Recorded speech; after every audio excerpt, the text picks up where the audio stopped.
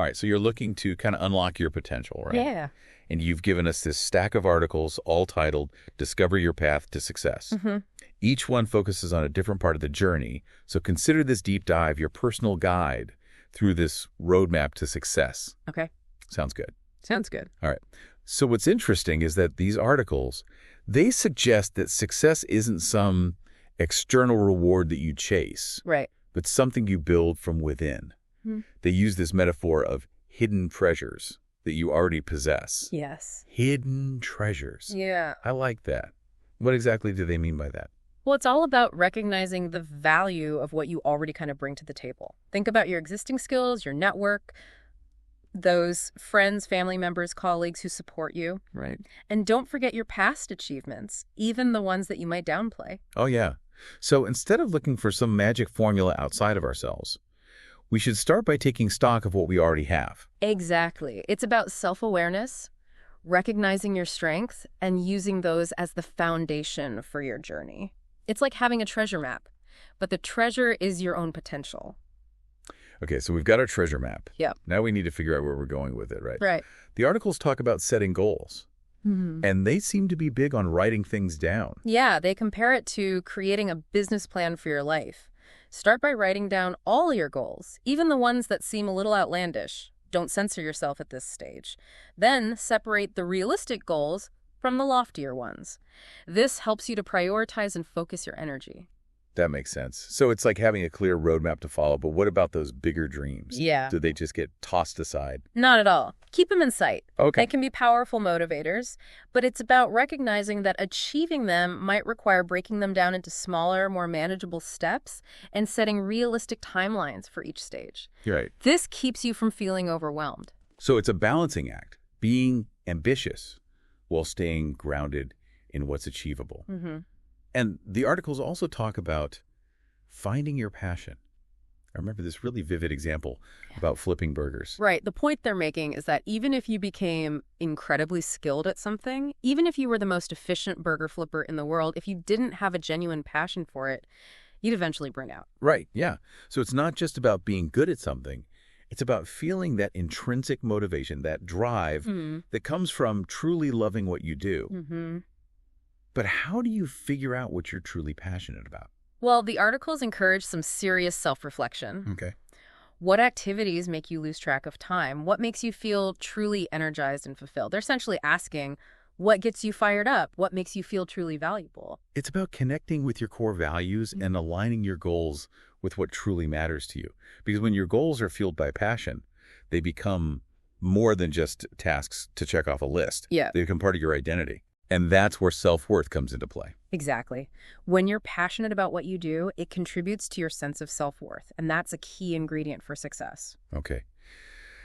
So we've got our hidden treasures, our roadmap, and now we're tapping into our passions. What else do these articles emphasize as being crucial for success? They talk about the importance of having a coach, someone who can guide and support you on your journey. Now, initially, I pictured some high-powered, expensive life coach. Yeah. But the articles clarify that a coach doesn't have to be a professional at all. Right. It could be anyone in your life who embodies the qualities you admire, someone who radiates positive energy, offers sound advice, and encourages you to stay focused on your goals. Think about the people you look up to who comes to mind. That's an interesting question. There's someone I know, well, I won't name names, but they just have this incredibly positive outlook on life. They're always looking for solutions instead of dwelling on problems. And being around them is like a shot of motivation. That's a perfect example, and it highlights the contagious nature of energy. Just as you feel uplifted by positive people, you can also be dragged down by negative ones. So the articles encourage you to be mindful of who you surround yourself with. Limit your exposure to negativity as much as possible. So choose your travel companions for this journey wisely. Yeah. You want people who will support and encourage you along the way, not those who drain your energy and bring you down. Exactly. And this leads to another important aspect of the journey. The articles stress the need for patience. They even bring up Christopher Columbus as an example. Columbus. I'm curious to hear how he fits into this. Well, they point out that Columbus was so fixated on finding a new route to Asia that he neglected many other areas of his life. He essentially put all his eggs in one basket. while they don't condone his personal sacrifices. Right. Neglecting your family probably isn't the best path to success. Of course not. But what they admire is Columbus's unwavering focus and determination. Despite countless setbacks and challenges, he remained committed to his goal. So it's about maintaining that long-term vision, even when progress is slow or obstacles arise. But how do you stay focused when distractions inevitably pop up? This is where the articles introduce the power of visualization. And they make it clear that visualization is not about daydreaming or indulging in, like, pipe dreams. Right, right. Yeah. So it's about creating a mental image of yourself, achieving your goals, feeling the emotions associated with that success. Precisely. It's about mentally rehearsing your success. They argue that by doing so, you create a powerful psychological foundation for actually achieving it. So it's not about escaping reality. It's about using your imagination to program your mind for success. Yeah.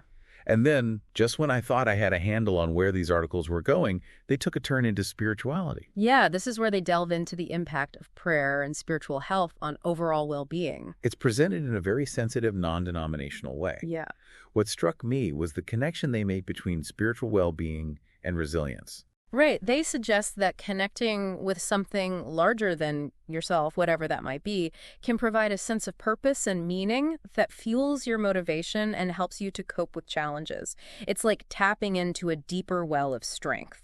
So it's not necessarily about religious beliefs, but about cultivating that inner peace and connection that contributes to overall well-being. And they wrap up this section by recommending some classic self-help books. Yeah. It's like they're giving us a starting point for our own personal deep dive. Exactly. They suggest exploring works by authors like Napoleon Hill, Dale Carnegie, and Norman Vincent Peale.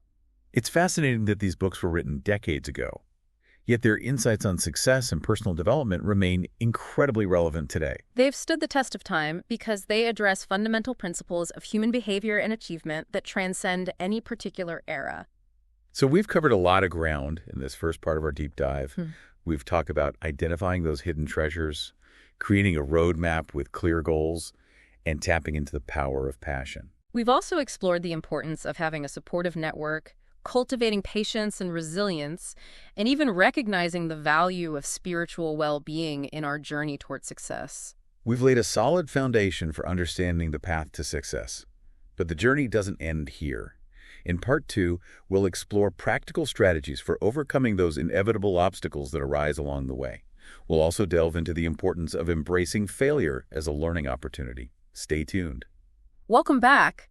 In Part 1, we kind of laid out our roadmap. Right. Identified those inner hidden treasures, and even tap into the power of passion. Yeah. We've got our treasure map and compass ready. Okay. But as anyone who's ever gone on an adventure knows, Right. there are bound to be some detours and unexpected obstacles along the way. Oh, yeah. And these articles don't shy away from that. Yeah. They get real about the challenges we're likely to face. Okay. One of the first things they address head on is distractions. They even ask the question, are you easily distracted? Which, honestly, who isn't these days? Right. It's like we're bombarded with distractions from every direction. Yeah. Our phones, social media, even just the constant barrage of information coming at us. Exactly. But instead of just saying, hey, try to avoid distractions, they offer some practical strategies for managing them. Okay. For instance, they suggest exploring techniques like meditation or mindfulness practices to help train your focus. I've heard a lot about the benefits of mindfulness. Yeah. It's about learning to be fully present in the moment, which can be really helpful in a world that's constantly trying to pull our attention in a million different directions. Right.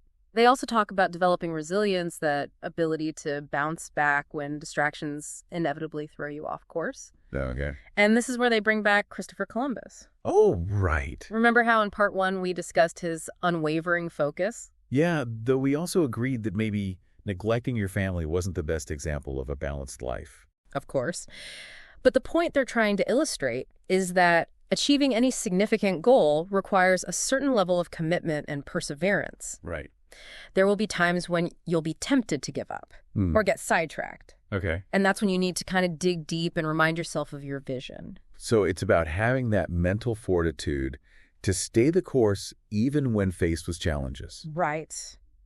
And these articles also acknowledge that we're going to get a lot of advice from various sources. Yeah. Some helpful, some not so much. Right. They even say, be prepared for conflicting advice, all offered with the best of intentions. Which can be really overwhelming. Yeah. How are we supposed to know whose advice to follow? Well, they emphasize the importance of developing your own discernment. Okay. It's about learning to critically evaluate the advice you receive, Right. considering the source, Mm-hmm. and trusting your own intuition. So it's not about blindly following anyone's advice, but rather using your own judgment to determine what resonates with you and what aligns with your goals. Exactly. It's about developing that inner compass. Okay. And this leads to another crucial question they pose. Is the ultimate reward worth the cost and sacrifice? That's a really important question to consider. Yeah. Because, let's face it, achieving any worthwhile goal requires effort and often involves some level of sacrifice.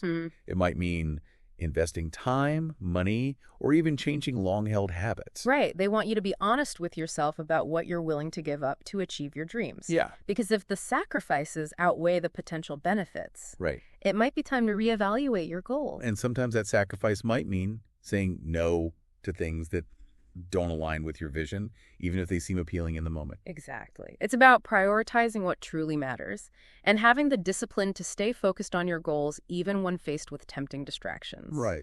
But before you get overwhelmed by the enormity of it all, remember what we talked about in part 1. Okay. So start by taking that first step. Right. Just putting that plan into action. Yeah. Even if it's a small step, Uh-huh. can create momentum and build your confidence. And this is where that coach we talked about earlier can play a vital role. Oh, okay. Having someone to hold you accountable, Right. offer encouragement, Mm-hmm. and help you stay on track Mm-hmm. can be incredibly valuable.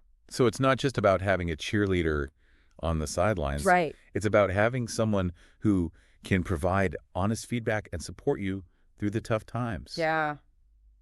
And speaking of support, we touched on the importance of positive energy in part 1. Yeah, the articles really emphasize this point, Right. reminding us that we're constantly being influenced by the energy of those around us. It's like that saying, you're the average of the 5 people you spend the most time with. Exactly. So choose your company wisely. Right. Surround yourself with people who lift you up, inspire you, and support your growth.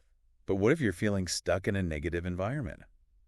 Well, they offer some practical tips for cultivating more positivity, even in challenging circumstances. They suggest seeking out uplifting content, whether it's through inspiring books, podcasts, or even just spending time in nature. It's about actively choosing to focus on things that nourish your mind and spirit. Right.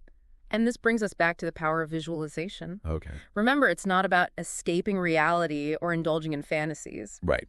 It's about creating a clear mental picture of yourself, achieving your goals, and feeling the emotions associated with that success. And they're very clear about differentiating visualization from what they call pipe dreams. Right. So it's not about wishing and hoping, Uh-huh. but about creating a tangible vision and then taking concrete steps to make it a reality. Precisely. It's about bridging the gap between imagination and action. Right. And this is where the articles take an interesting turn, delving into the role of spirituality. Now, I know this might not resonate with everyone, Right. but I found their perspective on this really intriguing. Okay. They're not advocating for any specific religion or belief system. Right. They simply present the idea that connecting with something larger than yourself, whatever that might be, can provide a sense of purpose and meaning that fuels your motivation. And that sense of purpose can be incredibly powerful, especially when faced with setbacks and challenges. Exactly. And they even point out that neglecting your spiritual health can have negative consequences, Oh, wow. citing a correlation between a lack of spiritual connection and increased rates of depression. There's another aspect of that holistic approach to success we've been discussing. Yeah. Taking care of your spiritual needs, whatever those might be, Right. is just as important as taking care of your physical and mental well-being. And it leads nicely into the final section of this part where they recommend a curated list of classic self-help books. Yes, the articles highlight The Law of Success and Think and Grow Rich by Napoleon Hill, How to Win Friends and Influence People by Dale Carnegie. and The Power of Positive Thinking by Norman Vincent Peale. What's striking is that these books were written decades ago, yet their insights remain incredibly relevant today. It speaks to the enduring power of these principles. Yeah. And I think the key takeaway here is that these books aren't meant to be followed as a strict set of rules, Right. but rather as a source of inspiration and guidance for our own individual journeys. Exactly. It's about finding what resonates with you, applying it to your unique circumstances, and creating your own personalized roadmap to success.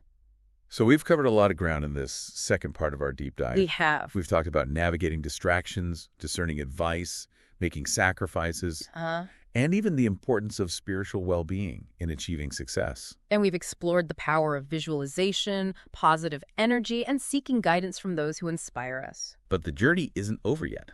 In part 3, we'll delve into the final installment of these articles, where they offer some practical strategies for putting all these principles into action. Stay tuned. Welcome back for the final leg of our journey into Discover Your Path to Success. You've been with us through mapping out your hidden treasures, setting your compass, and even navigating those inevitable roadblocks. Ready to see where this path leads? This last set of articles, it really brings everything together. It's less about new information and more about putting all the pieces into action. Okay, so it's like okay, now what phase? Give me a highlight. What really jumped out at you in this final part? Well, they circle back to the power of prayer and spiritual well-being, but this time with a practical twist. It's less about specific religious beliefs and more about that feeling of being connected to something bigger than yourself. Yeah, in the earlier parts, that felt a bit abstract. How do they make it actionable here? They suggest, even if traditional prayer isn't your thing, there are other ways to tap into that feeling. Meditation, being out in nature, acts of service to others, anything that gives you that sense of purpose and perspective. So it's like finding your own personal way to recharge and reconnect with what truly matters. Not just about achieving external success, but also about cultivating that inner peace and strength. Exactly. And they tie this back to resilience. When you have that solid inner foundation, you're better equipped to handle the inevitable challenges that come with pursuing any goal. It's like having that reserve of strength to draw on when things get tough. Speaking of resources, remember that list of classic self-help books we touched on. They really unpack those in this final part. Yeah, they go beyond just name-dropping titles. For example, with Napoleon Hill's Think and Grow Rich, they highlight his emphasis on the power of belief. It's not just about wishing for success, but genuinely believing you can achieve it. That's interesting, because a lot of people might dismiss that as overly simplistic or woo-woo, but there's actual neuroscience backing up the idea that our beliefs shape our reality. Exactly. And they connect this to another book they recommend, The Power of Positive Thinking by Norman Vincent Peale. It's a classic for a reason. He really delves into how our thoughts can either sabotage or support our efforts. It's about becoming aware of those negative thought patterns and actively choosing to focus on more empowering beliefs, which, if I recall, ties back to that visualization technique we talked about earlier. It's all connected. Absolutely. And they bring up How to Win Friends and Influence People by Dale Carnegie, but they focus less on the winning aspect and more on the core message of building genuine connections. Makes sense, because we've talked about how important it is to surround yourself with supportive people. And they point out that Carnegie's principles aren't about manipulation. They're about understanding human nature and treating others with respect and empathy. That's the foundation for building strong, authentic relationships. Relationships that can provide that crucial support system as you navigate your own path to success. It strikes me that even though these books were written decades ago, their insights are still so relevant today. Yeah, it speaks to the timelessness of these principles. They tap into something fundamental about human nature and the pursuit of fulfillment. But the articles are careful to emphasize that these books are not a one-size-fits-all prescription for success. Right. It's not about blindly following someone else's formula. No. They encourage you to approach these books with a critical eye, taking what resonates with you and leaving what doesn't. It's about integrating those insights into your own unique journey. So it's like having a toolbox full of potential strategies, but you get to choose which tools work best for you and your specific goals. And with that, we've reached the end of our deep dive into Discover Your Path to Success. It's been quite a journey, hasn't it? It has. We've explored the importance of self-awareness, setting clear goals, finding your passion, and even embracing the power of your thoughts and beliefs. We've talked about the value of having a supportive network, cultivating patience and resilience, and even recognizing the role of spirituality in achieving overall well-being. But most importantly, I hope you've come away from this deep dive with the understanding that success is not a destination, but a journey. It's about continuous growth, learning, and becoming the best version of yourself along the way. And that journey starts with taking that first step, putting these principles into action, and believing in your own potential. Remember, you have everything you need within you to create the life you desire. The path to success is yours to discover.